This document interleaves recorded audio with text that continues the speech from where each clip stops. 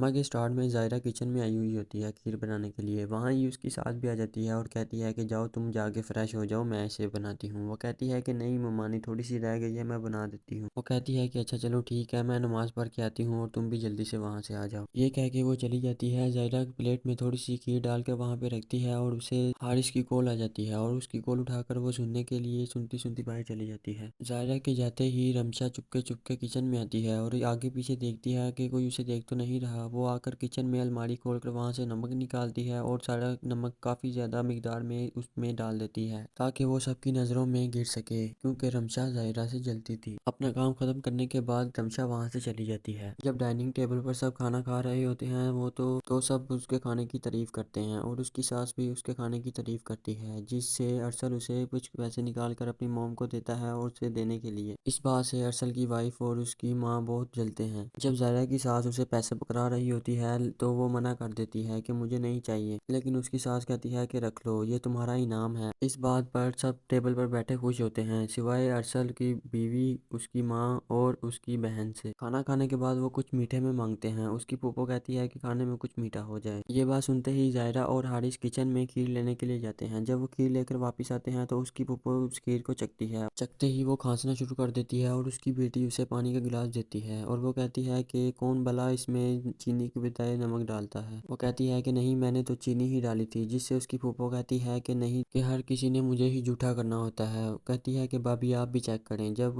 उसकी सास चेक करती है तो वो भी ऐसे ही करती है और वो कहती है कि ये तुमने क्या किया है। वो कहती है कि मेरा यकीन करें, मैंने इसमें कुछ भी नहीं मिलाया है सिवाय चीनी के। इसी बात से अरसल की बीवी भी कहती है कि तुम अपनी गलती मान क्यों नहीं लेती। वो कहती है कि नहीं भाभी, मैंने इसमें चीनी ही डाली थी। इस बात से सब परेशान हो जाते हैं और ज़ायरा भी वहाँ से चली जाती है। ये तमाशा खड़ा करते ही उसकी फूफो और उसकी बेटी अंदर ही अंदर खुश होना शुरू हो जाते हैं। वहाँ से ज़ायरा अपने कमरे में आ जाती है और रूमी भी उसके पीछे आती है और पूछती है क्या तुमने खीर को चखा था। वो कहती है कि हाँ, मैंने उसे चेक किया था, लेकिन तब वो ठीक थी। तो रूमी कहती है कि इसका मतलब है कि किसी ने ऐसा जानबूझकर किया है। रूमी और ज़ायरा आपस में अभी ये बात कर ही रहे होते हैं कि उसकी फूफो वहाँ आ जाती है और आकर कहती है कि रूमी, तुम सीधी तरह मेरा और मेरी बेटियों को बदनाम करने के अलावा और तुम्हारे पास है ही क्या। तुम सीधी तरह मेरी बेटियों का नाम ही क्यों नहीं ले लेती कि ये सब कुछ मेरी बेटियों ने ही किया है। जिससे उसकी माँ कहती है कि नहीं, ऐसा नहीं है, तुम गलत समझ रही हो। ये बात हो ही रही होती है कि असद भी वहाँ पे आ जाता है और आकर कहता है कि फूफो आप ये कैसी बातें कर रही हैं। वो कहती है कि तुम पागल हो, तुम इसकी मोहब्बत में पागल हो सकते हो मगर हम नहीं। रूमी जब भी इस घर में आती है वो आकर यहाँ पे फसाद खड़ा कर देती है, जिससे असद को गुस्सा आ जाता है और वो कहता है कि अगर ऐसी भी बात है तो रूमी आज के बाद यहाँ पे नहीं आएगी। इससे उसकी माँ परेशान हो जाती है, लेकिन उसकी फूफो काफ़ी ज़्यादा खुश होना शुरू हो जाती है और ये बात कहकर असद वहाँ से चला जाता है। और जब वो घर जाने लगता है उसकी माँ और उसका